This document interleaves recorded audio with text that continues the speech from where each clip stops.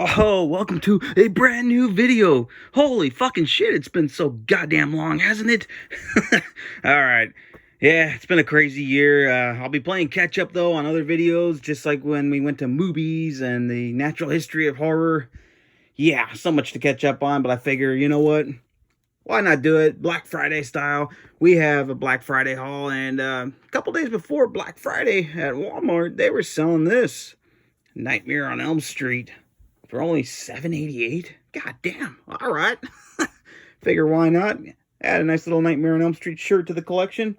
And if you missed out on the shirt before this, they had the Halloween movie poster shirt. So yeah, you probably see people sporting that pretty often. Now let's get to the movie, shall we? Let's start off with Bad Boys for Life. Part 3 in the Bad Boys trilogy. This movie kicked so much fucking ass. Amy and I watched the first two because, well, we hadn't seen them in forever. I hadn't seen the first one since I was a teenager, and I hadn't seen part 2 much. So, figured, why not? We watched them. We enjoyed them. I gotta say, I think Bad Boys for Life might be the best of the trilogy. Call me crazy, but this one made us laugh our asses off. Fucking great movie. Ah, man, they knocked it out of the ballpark. Love Bad Boys for Life. That's the first title. Up next, got another great title. Oh yeah, Quentin Tarantino's Once Upon a Time in Hollywood, taking place around the Manson murders. Oh yeah, with a little twist. So if you've seen a movie like Inglourious Bastards, remember how we did a little twist there on, some other historical figure? Kind of did in here too. Great performances by Brad Pitt, Leonardo DiCaprio. Oh man, great movie, great dialogue, fun setups, funny lines. Some people may not like this one as much. Don't know why. It's a great script. And I hate when people say, there's too much talking in a Quentin Tarantino movie. Motherfucker, go back and watch Pulp Fiction. Alright, shit. There's always some great talking in Quentin Tarantino movies. Once Upon a Time in Hollywood, no exception. Alright. And then another Blu-ray we got here, It Chapter 2. The first one was great. Great remake. Oh, man. Aside from annoying CGI parts at times, It Chapter 1 was great. So now I had to add It Chapter 2. And the second half of the It story, we all know, is not quite as strong as the first half.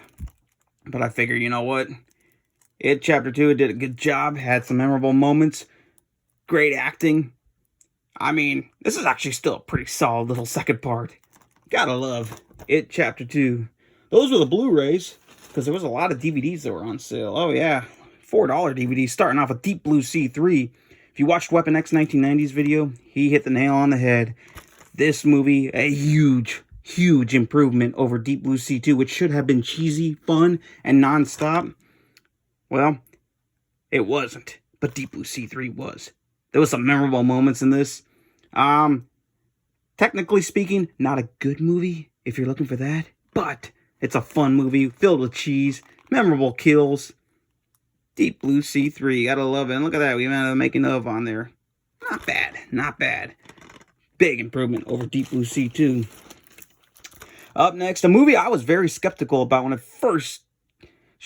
the trailers, I should say, first showed in theaters. Dr. Sleep, the sequel to The Shining. And I remember thinking, okay, we'll see. This doesn't look too crazy, but I'll be open-minded. I'll tell you what, strong story, strong acting, great atmosphere. It's got it all. Dr. Sleep is definitely an underrated gem. It didn't perform well at the box office, so it kind of came and went when it was in theaters. Too bad, right? Too bad indeed. But if you haven't seen it or don't know much, if you don't know much about it, don't want to drop the ball there. Yeah. But if you haven't seen it much, definitely give it a watch because Dr. Sleep is a worthy sequel. Speaking of sequels, yeah, there's going to be a lot of sequels here. We already had It Chapter 2, Deep Blue Sea 3, and Dr. Sleep. Now, 3 from Hell. Yes, the third part in the Firefly trilogy. Of course, those who don't know, this is the sequel to The Devil's Rejects. Nothing's going to ever top that movie. But with what they did in 3 from Hell, I thought it was pretty solid. It was fun. I mean, it had the great dialogue that you would expect from an Otis, from Baby and everything. And we have a brand new character right here as well. So, and yeah, this is when Sid Haig, unfortunately, was going through his health issues. So, Captain Spaulding is in it for a little bit. But with what they had to work with, Three from Hell turned out to be a pretty decent movie. And then from Three from Hell, we go to Joker. Oh, man, with Joaquin Phoenix, Robert De Niro. I'll tell you what, this was another movie I was kind of like, okay, let's see what the hype is. I don't know, but great character study. Great character study. A man just mental illness, slowly self-destructing, going insane. And, of course, we all know what he becomes. Performances in here are top-notch. Memorable moments. The Exorcist stares return after all these years to the big screen. Yeah, Joker. What a movie. Oh, man. And you know what? If you missed out on the sale, well, that's life. Sorry, that was bad. I know. All right, we got another sequel here. John Wick Chapter 3. I'm lagging on the John Wick trilogy, folks. I own 1 and 2. I saw 1 years back. It was fun, but I thought a little overrated, but I still liked it. I bought 2 on a Black Friday. Then I kind of forgot about it all. And then I saw this on sale, like, oh shit, I better get this while it's on sale. So I will get around to the John Wick movies. The first one I remember being pretty fun. I gotta watch them. All right, I gotta watch them. I hear nothing but great things about this trilogy. Speaking of trilogies that I haven't seen, Beverly Hills Cop. Starring, of course, Eddie Murphy. You're thinking, the fuck? You never seen this? Yeah, I have not seen the Beverly Hills Cop movie. But you know what? $3.96. You get all 3 movies in here. I figured, why the hell not? I always hear good things about the first 2. Third one, I never hear too many good things. Directed by John Landis, by the way, of American Werewolf in London fame. But I'm curious about this, especially because it's got Dick Jones, Velos Cohagen in parts 1 and 2. Yeah, that's right. Ronnie Cox is in this. Oh, man. So, had to snag the Beverly Hills Cop trilogy. Here's a solid movie from 2020. The Invisible Man. Great movie. This had some good suspense to it. Some fine acting. Memorable moments. Great directing by Lee Whannell. Strong writing. Really enjoyed The Invisible Man. I thought it was going to go a little bit more on the fucked up level portion. But of course it is mainstream Hollywood after all. But with what they did, it was tremendous, and hopefully we'll get more Universal Monster remakes in this kind of vein right here. Lee Whannell knocked it out of the ballpark. Great acting. Oh, man, Invisible Man, you can't go wrong. Oh, and then we have The Hunt. Bloody and darkly hilarious. Great social satire. And it's a shame this movie was initially banned before its theatrical release. Well, society's so sensitive nowadays. God, man. So I'm glad to be a horror fan. You know, you tackle anything and you can just watch any kind of movie, any kind of horror film, no matter what the subject is. But The Hunt, great, hilarious movie. And then we have Rambo, Last Blood. I'm lagging on the Rambo movies. I saw the trilogy when I was a kid. I got the box set 1 year. I bought part 4, aka Rambo, of course, and I meant to watch it. That's another series I've kind of forgotten about. So when I saw this on sale, I was like, well, let me complete the Rambo series. Rambo, Last Blood. I hear it's pretty decent overall, but I hear the 4th one in this franchise is supposed to be the best, along with, I believe, the 1st as well. We'll see. It's been a while. It's been a while. Terminator Dark Fate. Oh, boy. Part 6. You're thinking, why the hell did you buy this fucking movie? Well, I'll tell you why. Because I'm a completist. I own the first 5. I had to get part 6. Yeah, I didn't like what they did with the plots. I didn't like the CGI. There were some okay moments, some good moments here and there, but this was weak. This was weak. Schwarzenegger returned. Linda Hamilton returned. Edward Furlong appears in this. James Cameron gave it a seal of approval. God, man. This should have been so much better. Not as bad as Genesis, but ugh, man. Easily the second worst in the series. I'll take 1, 2, 3, and even Salvation. All day, every day. And then Zombieland Double Tap. I was a little bit hesitant about this movie at first when it hit theaters. I just didn't know if it was going to be anywhere near as good as the original. I thought the original was going to be too much of a product of its time. But I'll tell you what, when watching Zombieland Double Tap, dude, this movie picks up where the first one left off, and it's just fun, bloody, darkly hilarious, great moments. Woody Harrelson, Eisenberg, everybody just, oh man, the chemistry is there. Same director, I believe, too. I enjoyed Zombieland Double Tap. You should as well. Oh man, hell, you might as well wait till part 3 comes out in like another 10 years or so. Shit, it worked there. It might work for a potential part 3. And then the final movie I got for the Black Friday hunting, the Swamp Thing TV series, the complete series right here. It was only $10. I haven't seen it. I do like the original Wes Craven directed Swamp Thing film. And at Monsterpaloozas, we usually see that guy right there, Swamp Thing himself, Derek Mears, hanging out. So, if we end up liking this, I can get this thing signed. Yeah, that's a possibility. So that was the Black Friday haul. Let's go to the Halloween sale haul from Full Moon Features now. All right, it's time for the Full Moon Features sale order. Halloween, every Halloween they have a buy one get one free sale. And guess what? For the first time in a few years, they finally had new movies produced. And it was part of their Deadly 10 campaign, where they're going to have obviously 10 movies produced by different directors and everything, whether it be sequels or new ones like this, Ouija's Halloween Night. Oh, I'm curious about this. It's got the full moon goodness to it there with the little tiny creatures and everything. Or tiny terrors, as they say in some of the movies. Some people are saying this is like the Ghoulies Go to Vegas, only in a modern sense. I'm kind of excited about it. And look at all these special features we have on here. We have the complete making of, music videos. Oh, man. I'm looking forward to Ouija's Halloween Night. It's going to be cheese-tastic, but you know what? It's going to be fun as well. Sorry for the glare there. So that's the first of the Deadly 10 titles. The next Deadly 10 title is another installment in the famed Puppet Master franchise.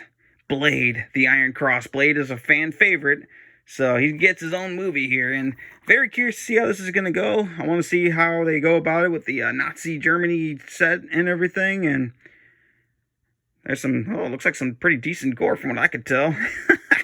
Oh, man. Blade, the Iron Cross, it's directed by John Lachago, who happened to direct the best Killjoy movies, Killjoys 3, 4, and 5. So, he also directed a movie called, or actually, he was involved in a movie called Werewolf in a Women's Prison. He didn't direct it. That was Jeff Leroy. Whoops, sorry. But Blade the Iron Cross, I'm very curious. A brand new Puppet Master installment here. Let's see how it turns out. I'm very curious. Another one of the Deadly 10 movies.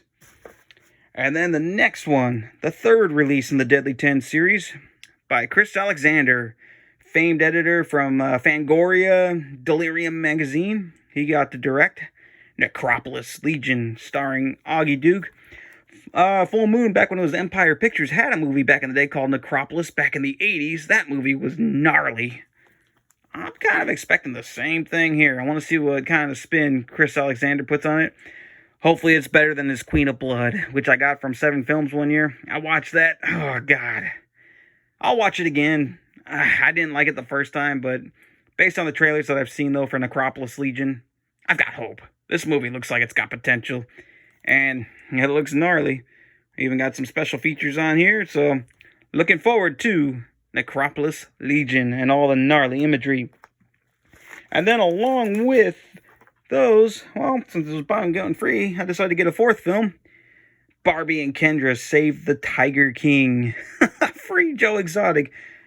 This is part 2 of their infamous, I should say, Corona Zombies, or Coronaverse series. Yeah, Corona Zombies was part 1. Barbie and Kendra, Save the Tiger King is part 2. This is going to be cheese-tastic. Basically, they take movies, dub them with, modern days scenarios with coronavirus, and, Robin Sidney and Cody Cameron play Barbie and Kendra themselves, and we get to go on their little adventures. We'll see what happens with the Tiger King and Joe Exotic. Should be cheese-tastic. And then if you order during the Halloween sale, you got a free gift. I think some people said they got Puppet Master 4. Hey, I got Ginger Dead Man 3 Saturday Night Cleaver. This is the movie that I died in. So if you haven't seen it, yeah, I died in the scene involving all the electrocution there. So check out Ginger Dead Man 3 Saturday Night Cleaver. Check out the Ginger Dead Man franchise. I'm a fan, especially parts 2 and 3. Oh man, those movies never get old. And then with the Deadly 10, I decided to get the comic books. Buy one, get one free, remember. So here we go. Blade the Iron Cross, kill all Nazis. The commemorative comic book that goes with it. I read reviews about these comics that when you would read them, it would get to a part and say, oh, see what happens by watching this movie. So I decided to hold off initially on these comics. And then when I got the Deadly 10 movies, hey, why not? Let's get the respective comics. So we have Blade the Iron Cross. We've got Ouija's Halloween Night. Oh, man. And I'll tell you what, these Full Moon comics are pretty fun. They're very entertaining, good stories, great writing. And here's the Necropolis Legion comic book from the Deadly 10 and Full Moon. I believe Action Lab Entertainment was also behind these things. So exciting times. But then, that's not all. We got a couple more titles here. Pet Shop. This was under the old Moonbeam label. Yes, Full Moon made kids films back in the 90s. And you got practical effects, puppetry. Terry Kaiser is even in this. I'll tell you what. I looked at this on the website and I thought, what the hell? It's a weird looking cover, kind of gnarly looking. And then I read the plot synopsis. Oh my god. The synopsis to this just sounded so funny. I had to buy it, so I placed a second Halloween order. So I bought Pet Shop. Will it be good? Will it be bad? I think it's going to be hilarious. I don't care how good or bad it is from a technical standpoint. It's going to be hilarious. I'm excited. So, of course, I was buying going free. I couldn't decide on a free movie, so I went Panther Squad, the Eurocine route collection here. Panther Squad starring Sybil Danning. This movie looks very cheesy. Action. Everything from, I believe it was from France that this one was filmed. And Delirium Magazine did a promotion where you bought the magazine, you got this at Dark Dells when there was a signing. Sybil Danning, was signing that day. I didn't go, though. But Panther Squad, don't know much about it until now, basically. So we'll see what happens with that. And then last but not least, a soundtrack composed by Richard Band. Demonic Toys. Oh, man. You got Puppet Master, and then you have Demonic Toys. Jack Attack. Baby Oopsie Daisy. Grizzly Teddy. Oh, man. I am a huge fan of the Demonic Toys. I'm looking forward to listening to this. So that was my Black Friday and Halloween haul from Full Moon. Oh, man. We'll be playing catch-up on movies and everything else very soon. Thanks for watching, and sorry for the lack of videos in the coronavirus-ridden 2020.